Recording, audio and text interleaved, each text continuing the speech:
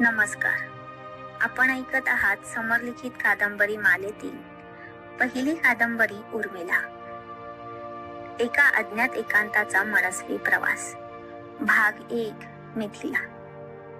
हिमालयाच्या पायथ्याशी वसलेलं एक निसर्गरम्य नगर मिथिला, ज्या राज्याच्या उत्तरेला हिमालयाची पर्वतरांग आणि दक्षिणेला गंगेचे विशाल खोरं आहे.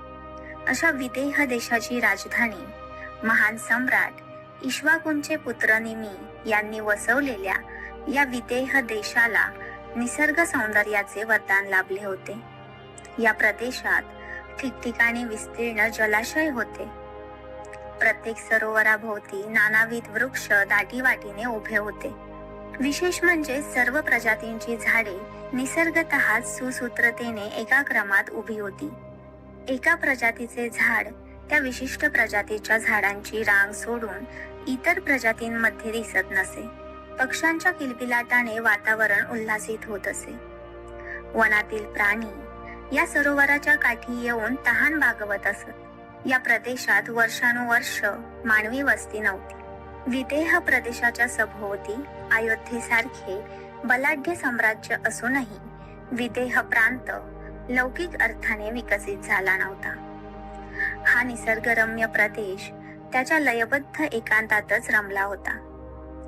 एके दिवशी विदेह देशात एक शापित राजपुत्र आला आणि या प्रदेशाचे चित्रच बदलले. झाले असे की विदेह देशाच्या दक्षिणेला अयोध्या नगरीत सम्राट इक्ष्वाकूंचे कुटुंब राहत होते. सम्राट इक्ष्वाकूंचे 12वे पुत्र निमी यांना अयोध्यामध्ये महायज्ञ करावयाचा होता आणि त्याकरता निमींनी महर्षी वशिष्ठांना निमंत्रण केले. ज्या मुहूर्तावर निमींना महायज्ञ करायचा होता त्याच मुहूर्तावर महर्षी वशिष्ठांना इंद्राच्या अमरावती नगरीत इंद्रासाठी यज्ञ करायचा होता. स्वतः इंद्रांनी वशिष्ठांना काही दिवसांपूर्वीच यज्ञासाठी आमंत्रण केले होते. त्यामुळे वशिष्ठांनी निमींच्या विनंतीला पर्यायहीनतेमुळे नकार देत आपण काही दिवसांनी यज्ञ करू असे सांगितले. निमींनी खेद अथवा विषाद न दर्शवता महर्षींना शक्य होईल तेव्हा यज्ञाचे आयोजन करण्याची विनंती केली. महर्षी वशिष्ठांना निमींच्या नम्रतेकडे पाहून कौतुक वाटले. मात्र निमी औपचारिकता म्हणूनच महर्षींना आमंत्रित करत होते. वशिष्ठ नसतील तर दुसरे कोणी ऋषी शोधून यज्ञ करावा असे निमींच्या मनात आले.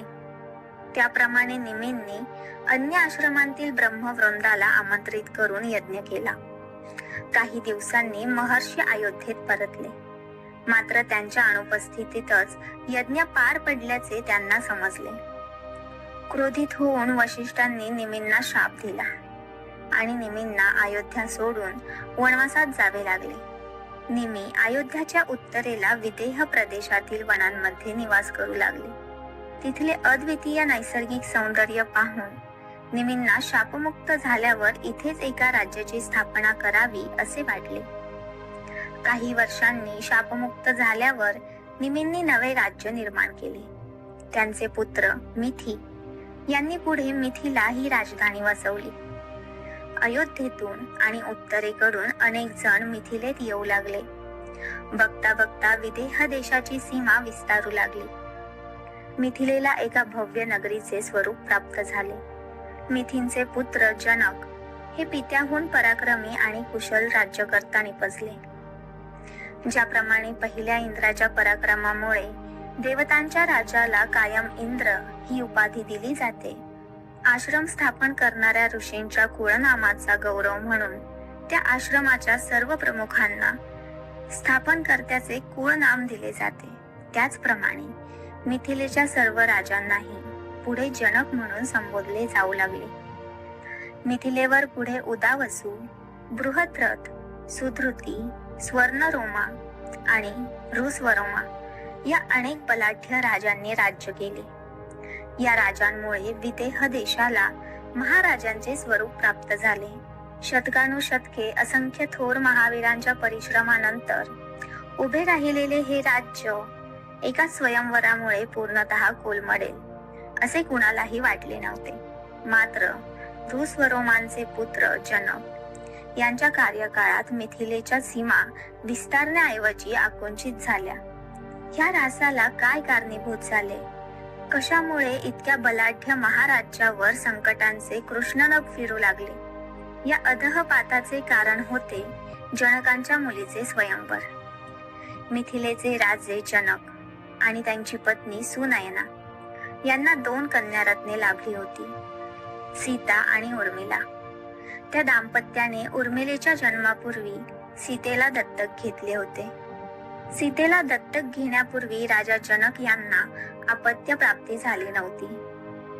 मात्र सीतेला राजप्रासादात आणल्यावर काही काळातच उर्मिलेने राणी सुनयनेच्या पोटी जन्म घेतला.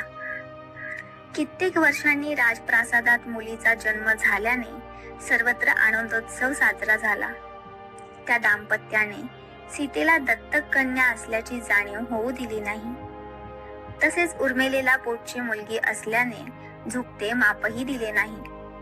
राजा जनक आणि राणी सुनयनेची ही समान वागणूक उर्मिला आणि सीता या दोघींमध्ये प्रेम उत्पन्न करण्यासाठी गरजेची होती. जनकांनी सीतेला आणि उर्मिलेला अतिशय प्रेमाने वाढवले. त्या दोघींचाही एकमेकींमध्ये जीव होताच.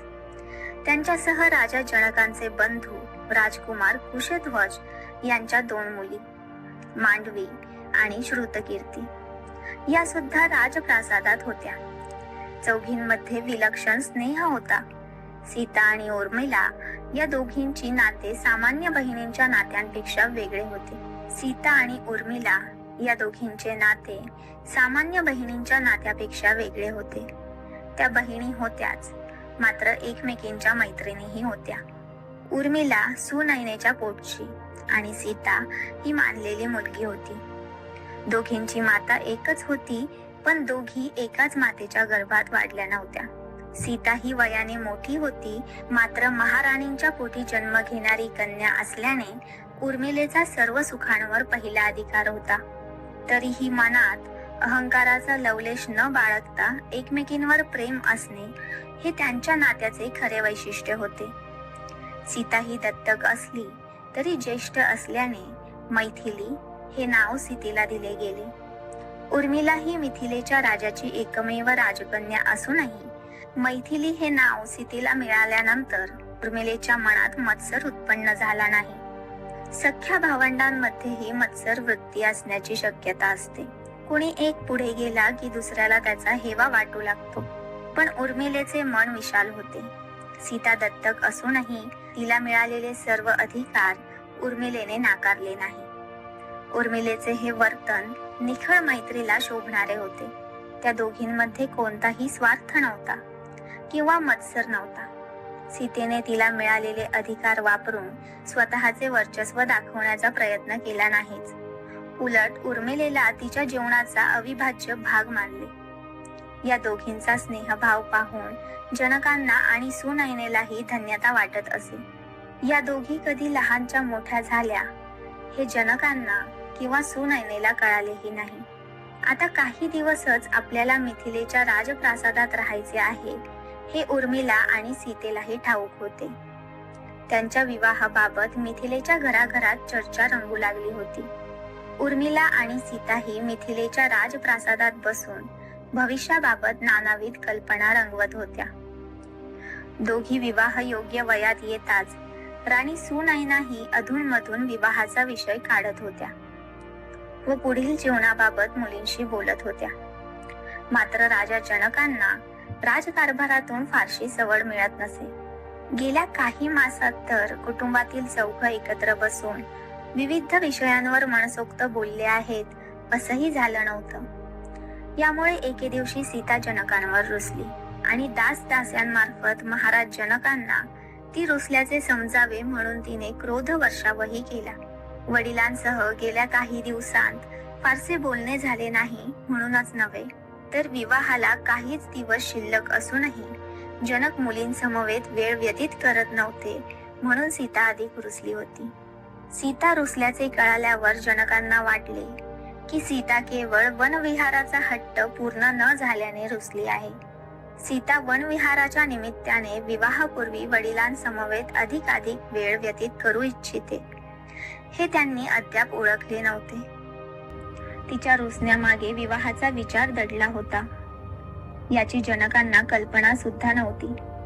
त्यांना वाटले की सीता नेहमीप्रमाणे हट्ट धरून रुसली आहे. त्यामुळे राजा जनक उर्मिलेला सोबत घेऊन सीतेची समजूत काढण्यासाठी तिच्या कक्षात गेले. सीतेच्या रुसलेल्या चेहऱ्याकडे पाहून जनक क्षणभर कक्षाच्या दारातच थांबले. सीतेला समजावण्यासाठी तिच्याजवळ गेलो तर ती अधिकच रागवेल हे जनकांना ठाऊक होते. सीता क्वचितच रागवत असे, मात्र एकदा रागवली तर शब्दांचा भडीमार करत समोरच्यावर मनात असला नसला सगळा राग काढत असे.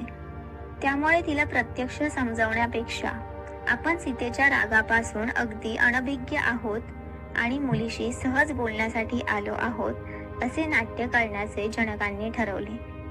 अर्थात असे नाटक करण्याची ही त्यांची पहिलीच वेळ नव्हती. त्यांनी स्मित करत उर्मिलेकडे पाहिले आणि तिलाच ऐकू येईल इतक्या हळू आवाजात म्हणाले, तुला आजही मला मदत करावी लागेल बरं. उर्मिलेनेही स्मित केले. दोघांनी कक्षात प्रवेश केला. तात, तुम्हाला बोलण्यासाठी आम्हाला नेहमी क्रोधितच व्हावे लागेल का? आमच्या क्रोधाची वार्ता प्राप्त झाल्यावर तुम्ही माझ्याजवळ याल असं समजायचं का? आम्ही आज अगदी हट्ट धरला आहे. मला राजधानीतल्या सर्व उद्यानांचा कंटाळा आला आहे. जोपर्यंत तुम्ही माझ्यासह नगराबाहेर वनविहारासाठी येत नाही तोपर्यंत मी अन्नाला स्पर्शही करणार नाही असा माझा निश्चय आहे, उर्मिला म्हणाली. सीता सुद्धा अगदी हट्टी होती. वडील आणि बहीण आपली थट्टा करत आहेत हे बघून तिनेही अबोल्याचा निश्चय अधिकच दृढ केला. उर्मिलेचे वाक्य पूर्ण होते न होते तोवर सीतेने चेहरा वळवला व दोघांकडे दुर्लक्ष करत आहोत असे दाखवले. उर्मिला, तू इतकी का चिडली आहेस? बाळ, तुला नगराबाहेर जायचे आहे एवढेच ना? चल, आज मी तुझ्यासह विदेह देशाची भ्रमंती करेन.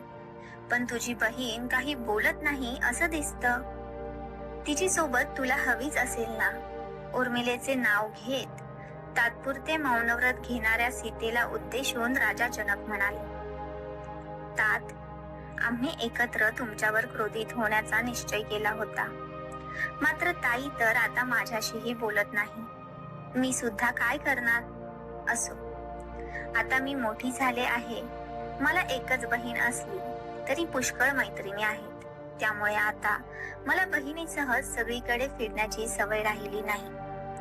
ती येणार असेल तर चांगलेच आहे, नसेल येणार तर आपणच जाऊ. मी वनाचे वर्णन परतल्यावर माझ्या दास्यांनाही सांगू शकेन, उर्मिलाही सीतेची थट्टा करत म्हणाली. मात्र सीता देखील हट्टी असल्याने तिने चेहऱ्यावरील भाव न बदलता या दोघांकडे दुर्लक्ष करण्याचे ठरवले. तिने हळूवार पुढे जाणाऱ्या वाऱ्याच्या झुळकेप्रमाणे चेहरा दुसऱ्या बाजूला वळवला आणि वातायनाबाहेर पाहिले. तिच्या डोळ्यांसमोर मिथिलेचे साम्राज्य होते. मात्र तिच्या मनात त्या वास्तू वैभवाला न्याहाळण्याची इच्छा नव्हती. तिला केवळ वडिलांकडे आणि उर्मिलेकडे न बघता कुठेतरी दुसरीकडे पाहून आपण त्यांच्याकडे दुर्लक्ष करत आहोत एवढेच दाखवायचे होते. मात्र तिचे चित्त संपूर्णतः त्या दोघांच्या बोलण्याकडेच केंद्रित झाले होते. उर्मिले, गेले काही दिवस मला राज्यकारभारातून सवड मिळाली नाही, त्यामुळेच मी तुला वेळ देऊ शकलो नाही.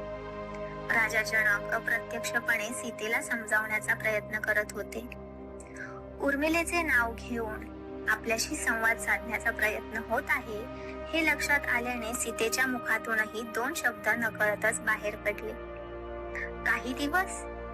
राजा जनक सीतेजवळ गेले आणि पितृमार्दव धारण करत म्हणाले, होय, तुझेही खरेच आहे. काही दिवस नव्हे तर काही मास. तुझे रुसणे स्वाभाविक आहे, पण माझी व्यथा तू समजून घेणार नाही तर कोण समजून घेणार? सीता अजूनही वातायनाबाहेरच बघत होती. तू माझी ज्येष्ठ आणि लाडकी कन्या आहेस. तू सर्वांपेक्षा मला अधिक समजून घेशील असे मला वाटते.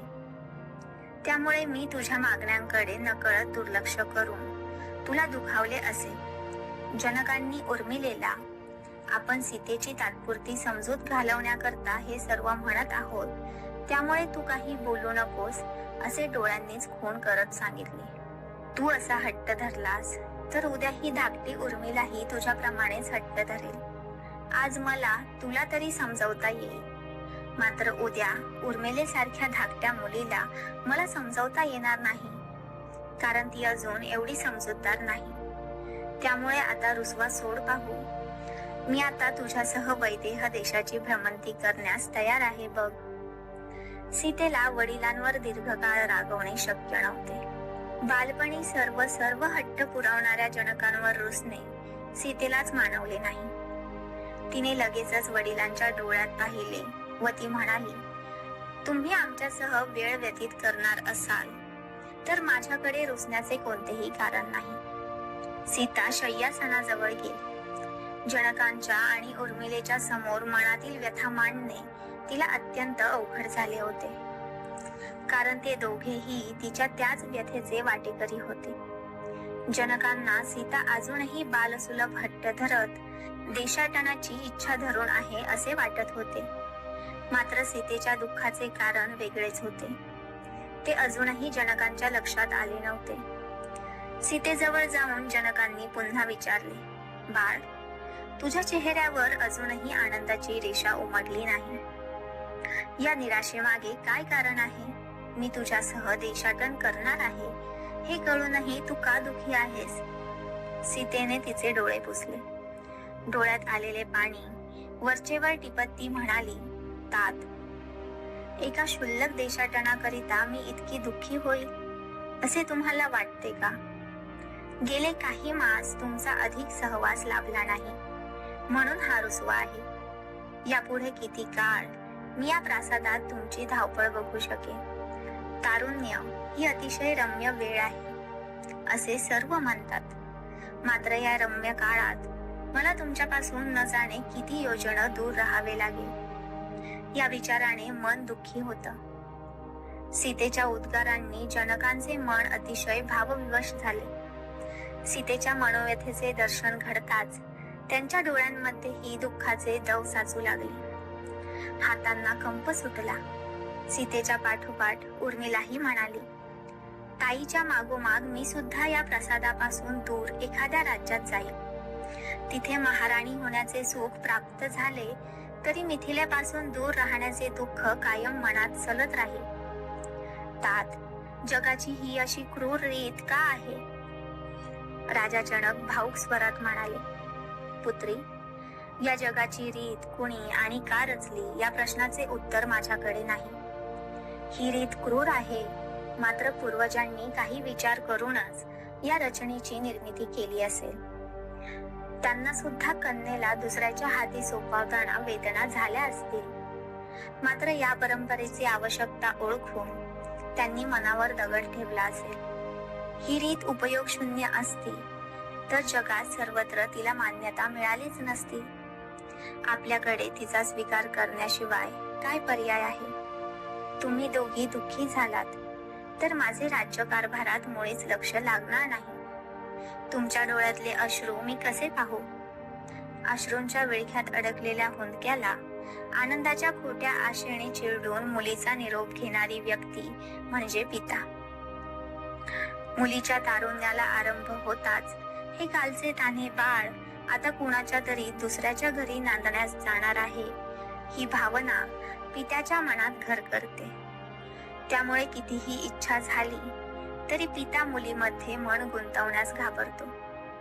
सीतेच्या प्रश्नाला उत्तर देत असतानाही राजा जनक त्यांच्या मनातील वेदनेला शब्दांपर्यंत न पोहोचू देता विश्वाची रचना कशी योग्य आहे याचे स्पष्टीकरण देत होते.